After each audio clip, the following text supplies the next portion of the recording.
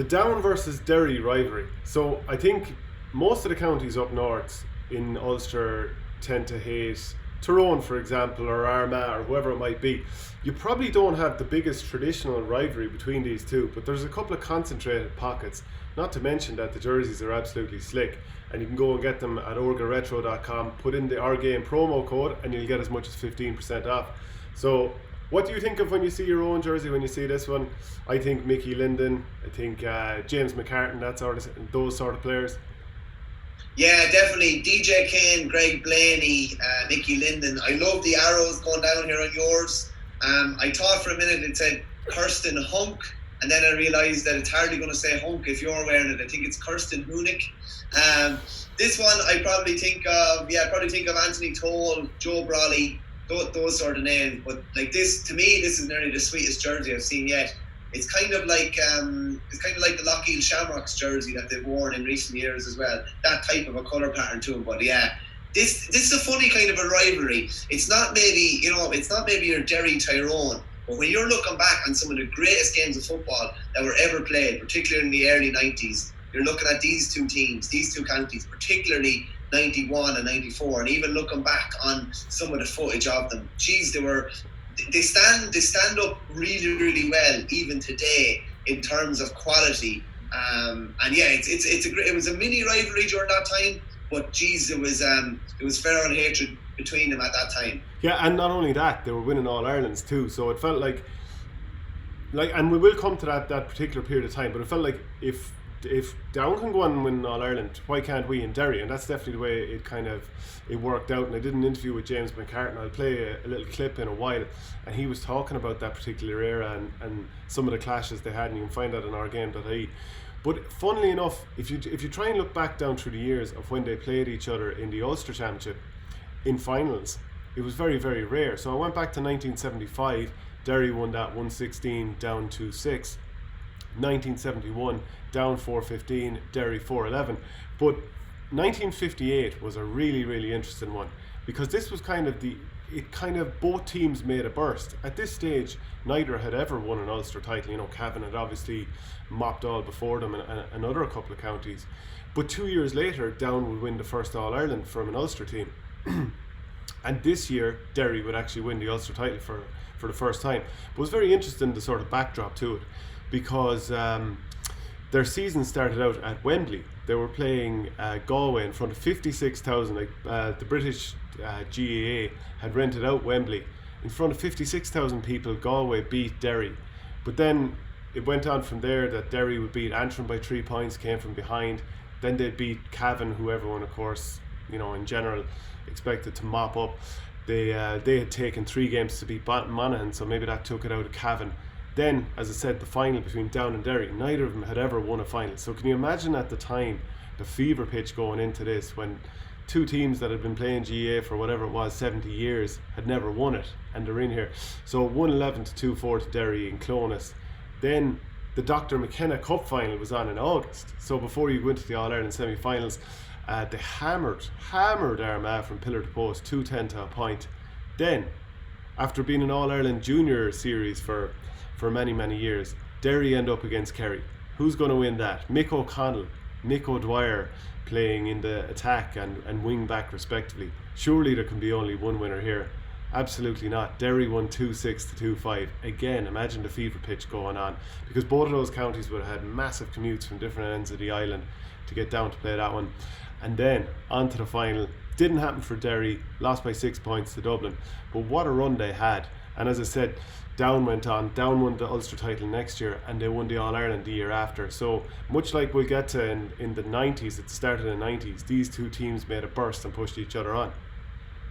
100%, and it's funny, we'll talk about like in the early 90s how Down kind of set the template for everybody else. They set the template in 91 for Donegal, in 92 for Derry in 93, and even for themselves to go and win it again in 94. But even Derry getting that close and getting to an All-Ireland final, as you say, after competing at junior level, to go and get to an All-Ireland final and I suppose beat the great aristocrats in Kerry along the way, they probably provided the platform for the likes of Down to think, yeah, we can actually go and do this. Then Down go on, that great Down team in the early 60s, of course, beat Offaly in, I think, the biggest crowd that was ever recorded in All-Ireland final. I think it was 60-61. They probably got that confidence as a result of Derry making a little mini breakthrough. While they didn't win the All-Ireland, they probably set the path for the likes of Down. And it's funny then how it took so long for maybe some of the Ulster teams. Obviously Armagh were in finals and other teams were close. But it took so long for the Ulster teams to get back into it again, or looking to the early 90s again. And I suppose that's probably where this kind of rivalry really will be centred on, like those battles in the early 90s, particularly from 91 to 94. Yeah, and I think just to tee us up, we know that Down went on to win that All-Ireland in 1991, but James McCartan was on the team. He, of course, went on to manage the team to the All-Ireland final in 2010. But here's his thoughts on it.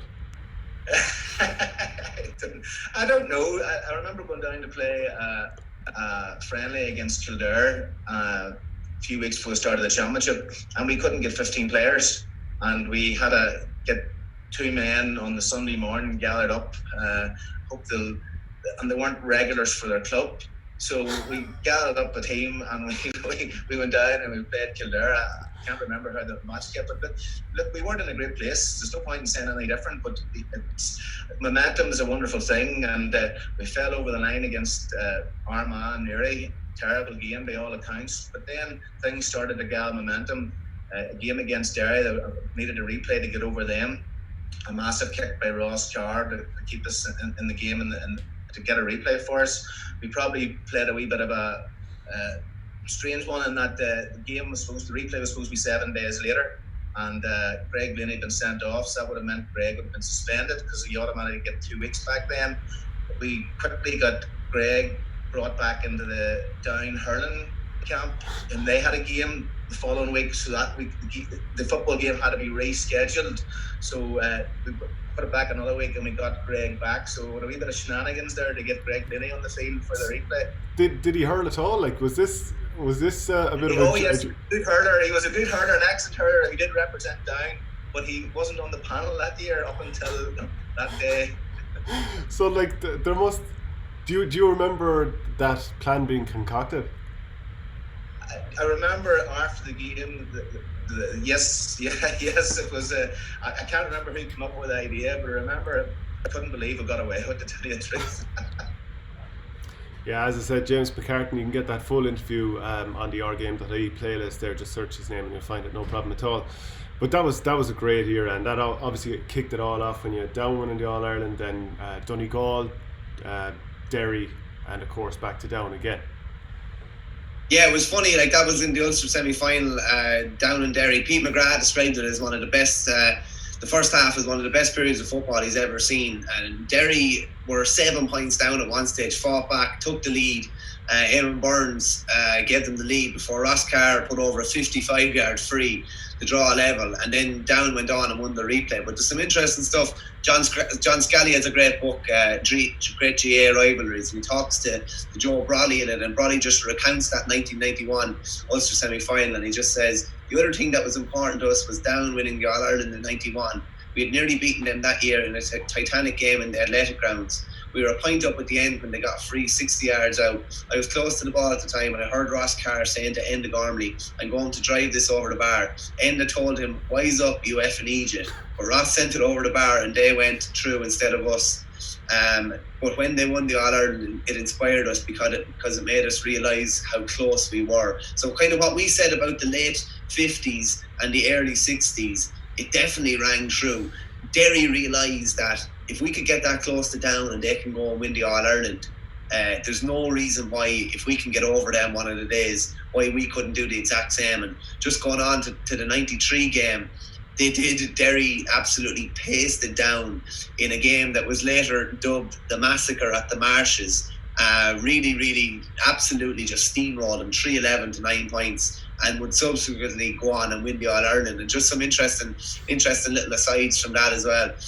Former Down defender Brian Burns, he just said in a piece he did with the Irish News, he just said, "My championship debut was against Derry in 93, the first round in Newry." So like, this must have been really hard to take. Down were All-Ireland champions in 91, played Derry in 93 in Newry, in their home ground. And he said, I was having a solid game until late in the first half when I sustained a nasty head injury that needed 8 staples. I was starting my undergrad degree finals the following morning. The less said about that result that day, the better. So like they've gone from being All-Ireland champions in 91 to being absolutely pasted in the massacre at the Marshes. Hope he did all right in his degree. Yeah, I think he got his degree and everything all right after. But 8 staples to the head, and I suppose the knowledge of knowing that you're not really going to be too popular of a figure around Newry and around Down for a while probably wasn't a great feeling to be going into the exams doing. But it had a massive effect the year after. So there was a massive fallout from that game. Greg Blaney and James McCartan actually ended up leaving the panel, and it was really interesting. There's some good quotes from James McCartan talking around that time. He said, we're talking about going after the 93 game and going into the 94 season. He said, what re-energised the team more than anything is the lambasting we got from our performances, like the massacre of the Marshes. We got stinging criticism from the manager, which didn't go down well with some of the senior players and the public. There was also a winter of discontent. Myself and Greg Bainey left the panel. Sometimes you need to look into the abyss before you get a reaction, and it's funny that happens so often. It's almost like from your lowest low comes your highest high. So out of that, they got a reaction when Bainey and McCartan returned. What? Sorry? It's always darkest before the dawn. Didn't you watch Batman? At least you got it right this time. Well, you got it wrong the last time you tried to say that one. But Blaney and McCartan returned to the panel in a peace initiative, which was brokered by the team's fiery wingback and new captain DJ Kane. So there was obviously a peace initiative brokered with Pete McGrath, and we'll go into 94 in a minute, because the rest is history when it comes to comparing 93 and 94 for Down. Yeah, like that 1994 game, you and I just watched back on highlights of it, and the thing that really stood out was the tension, and that was during the do or die era of when there was no qualifier games, no backdoor. It meant everything. You had two teams that had both won the All-Ireland in the previous 3 seasons. It must have felt at that period in Ulster that if you won a big game against one of your other rivals, that meant you were an All-Ireland contender, and there was a fair chance you were bringing home Sam, because 4 years in a row those teams did. Yeah, and it was a preliminary round match in Ulster, and it was celebrated like you were after winning the All-Ireland. And it's funny hearing some of the Down players talk after. There was a massive amount of expectation on them after winning that game, but in fairness to them, they were able to deliver on all that expectation. It's an amazing game, really.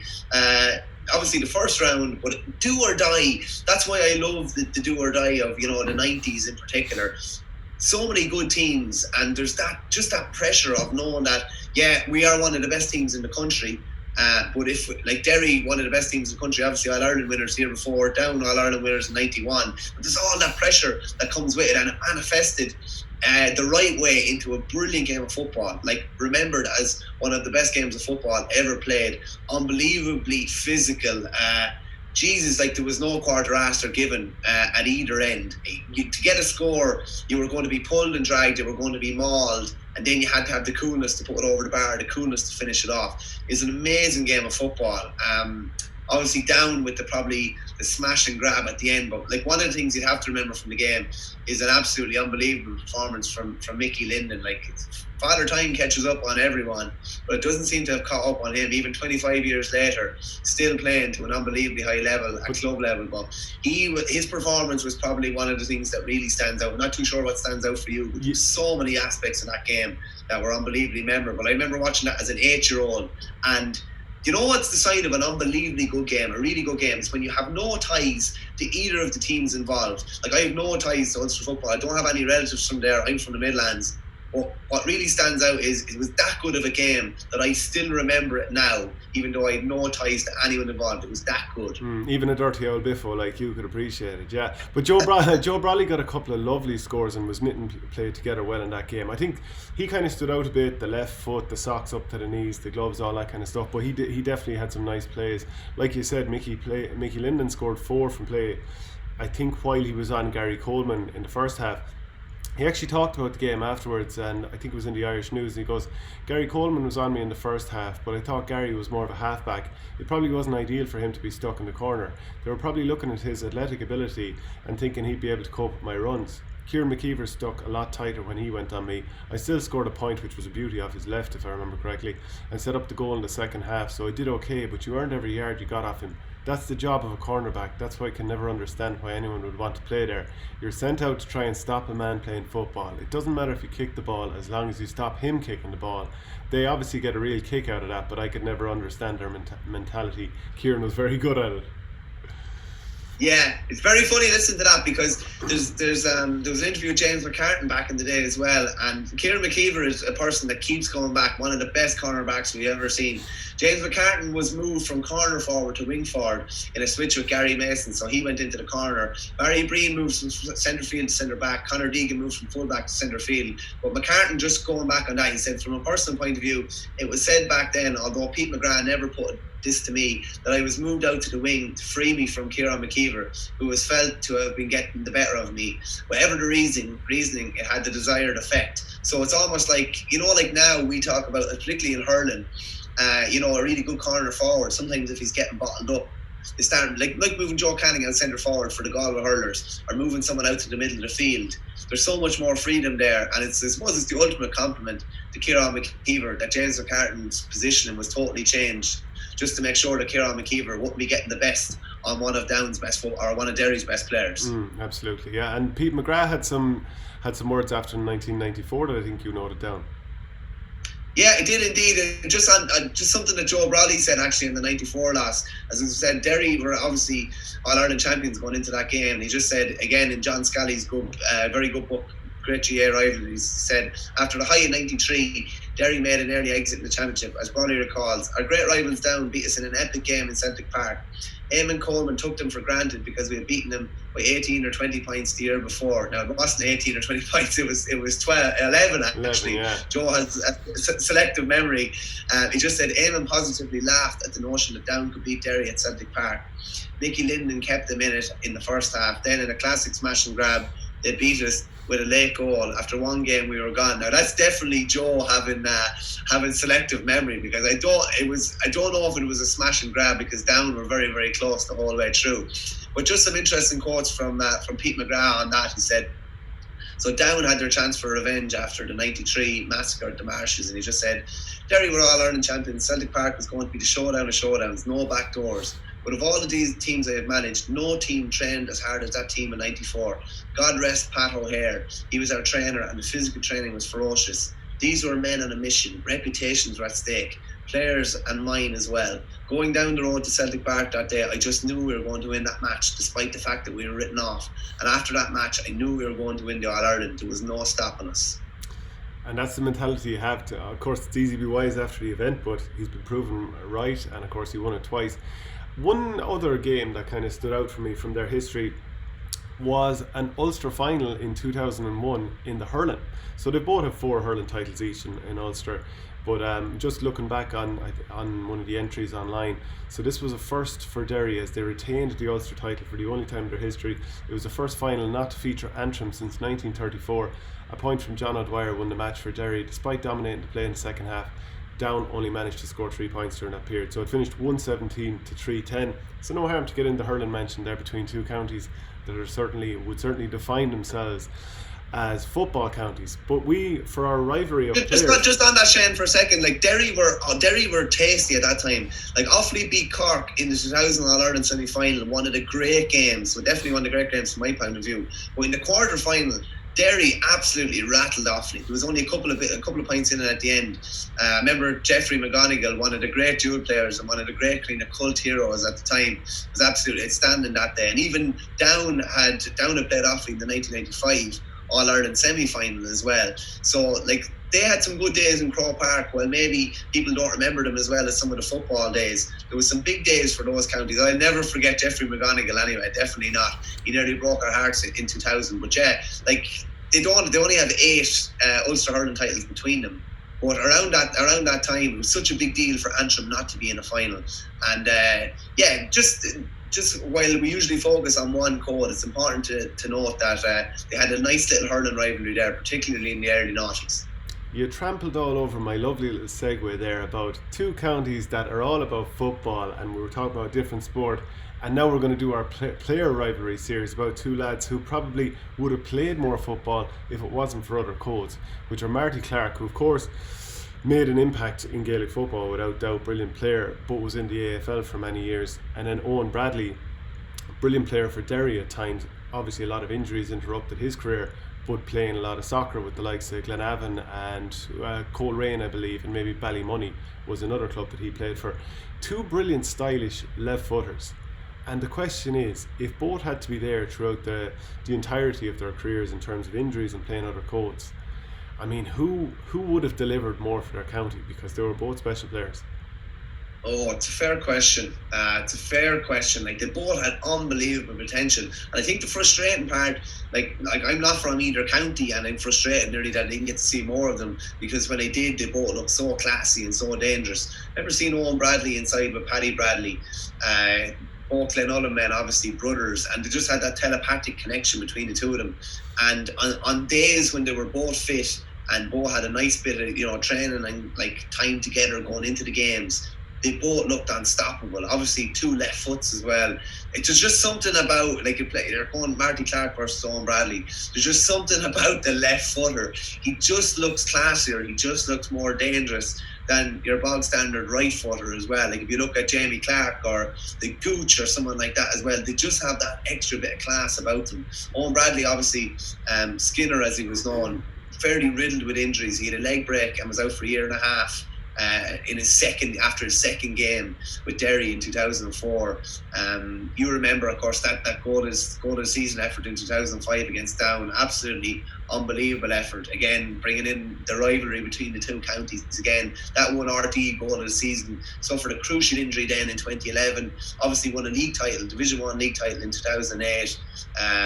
Left the panel, wasn't in the panel for the 07, missed most of the 07 championship because he had a bit of a disagreement with Paddy Crozier, who was manager. And it's funny you mentioned he got that goal of the season in 2005 against Down, which is the rivalry we were talking about. That same season with Down, you had Marty Clarke winning an All-Ireland minor title and also winning an Ulster under-21 title, which shows how precocious he is if he's winning both of those titles at such a young age. Yeah, I actually remember awfully surprised Cork in the minor quarter final that year. It went on to play Down and were very fancied to beat Down in the semi-final, but Marty Clarke was absolutely unbelievable that day. So like, we would have been fairly well versed on what Down had coming because we'd seen them at underage level. He was kind of the next big thing. He was the ball playing, midfielder / centre forward. If you get him on the ball, he was so dangerous. And I suppose you would probably go into it a bit more because you have your Down hat on. The frustrating part is we saw how good he was in 2010, his All-Star in 2010. Just the frustrating part is just that we didn't get to see more through illness and through going to the AFL. But the potential that was there was absolutely outstanding. Yeah, like Bradley was such a natural finisher, whether it was goals or whether it was points, like just such a sweet left foot. So whereas he's the finisher, Marty Clarke is more the Kieran MacDonald sort of left foot laser beams across the field, like a left footed version of Diarmuid Connolly, I suppose, in modern terms. But you only would have loved to have seen what else he could produce. Still only 32, but unfortunately, as you mentioned, illness and Addison's disease, which kind of affects the adrenal glands, so you don't produce enough steroid hormones. What a player he could have been. And I mean, that's obviously a recurring theme where, never mind his situation, illness, but lads who go down to the AFL and try and come back, it's very hard to make an impact. But he actually did in that year when they beat Kerry and then Kildare to get all the way to the All-Ireland final. You wonder, would Down have breached that gap to 1994 since last they won an Ulster title too if he was there throughout that period? Because the brilliant team they had in 2010, they didn't really build on it, never fully happened. So like, what is the actual knock-on effect of not having a player like that there? Who else is drawn into the panel? It's an awful shame. But also another thing separate to those two players, we might put out a little poll about which player would have made a bigger impact if they could have been there the whole time. I would imagine you'd say Bradley made more of an impact because he was there for longer. I think he finished up around 2015, so he's probably only around 31 or something like that. The soccer definitely interrupted him. But Mickey Linden could have been a track star, whereas Anthony Tohill could have ended up playing professional soccer. Yeah, it's unreal, isn't it? It just shows you the calibre of players you're dealing with. Like Anthony Tohill obviously went in that famous 2-week trial to Manchester United, and we look back at the 94 game. Jesus, he was a powerhouse. Like, he literally looked like something was going to happen every time he went near the ball, and he would have been double teamed a fair bit because he was their kind of linchpin. He was the guy driving forward. And it's just interesting. There was just a piece done with Joe Brolly. He was on Eamon Dunphy's podcast, The Stand, and he recalled a Manchester United scout being unbelievably impressed with Tohill's physical presence, and kind of led to that 2-week trial. So Brolly just took up the story. He said a Manchester United scout came over and said, "This guy is a beast." He persuaded Alex Ferguson that he should be brought over for a trial. The scout was so impressed that they fast-tracked him. Tohill was wrecking and tearing for Derry City at the time, bustling boys, and he wouldn't even have realised he was doing a pure physical strength. So Brolly continued. Ferguson met Tohill, shook hands with him and said, "You're a fine big lad, I'm going to try you with the first team." Brilliant, Tohill said. Brilliant, that's what I'm talking about. And then there was obviously a famous kind of moment with Andrei Kanchelskis, the Russian winger. Andrei Kanchelskis is one of the players involved in the trial game. According to Brolly, Tohill would leave a physical impression on the winger, both mental and physical. So Brolly takes it up. So Tohill goes out anyway, and the first ball that comes in, Kanchelskis is coming across at the diagonal to gather it, and Tohill just ploughs straight into him. Bang, puts him up in the air, and Kanchelskis rolls over 3 or 4 times. Tohill comes through and belts the ball upfield. It's the sort of thing like as well, like it happened. Jesus, it's a trial game. So the next ball that comes in, and he scatters another fella. Kanchelskis, meanwhile, has gone over to the sideline and apparently said to Ferguson, "Get this effer off before he kills somebody." So Ferguson went over to Tohill after and said he'd seen enough, and he calls Anthony over. He says to him, "I think we've got to you a bit late, son. We've just a wee bit too much to do with you." So he obviously had all the aggression, all the physical skills, but just maybe too many raw edges to take off at the age of 23. But it just goes to show you the talent as well. And it just goes to show you, going back to Eoin Bradley, they were obviously, Tohill was playing a bit with Derry City and obviously went over for this trial, and they were able to manage that because they knew how good he was and they knew they needed him for Derry. Like, Bradley left the Derry panel at various stages to go play soccer, I should say, because an agreement couldn't be reached. So it's nearly a pity. Obviously, the demands were a bit more in the noughties, maybe about playing just GAA and nothing else. But there are certain players like that you just have to manage and realise this guy is unbelievably talented. We need to play a ball with him, so to speak. But that'll just tell you about the kind of the talent that Tohill had. And I suppose it's no surprise now to see Anton Tohill over in the AFL, and is a really, really bright prospect over there, his son Anton. Okay, so that's the Derry versus Down rivalry. We've looked at Marty Clarke against Eoin Bradley, all those great games in the 90s and even before that as well. If you want to get these jerseys, go to orgaretro.com, put in the promo code OurGame, and you'll get 15% off. Thanks very much, Michael. Cheers, Shane.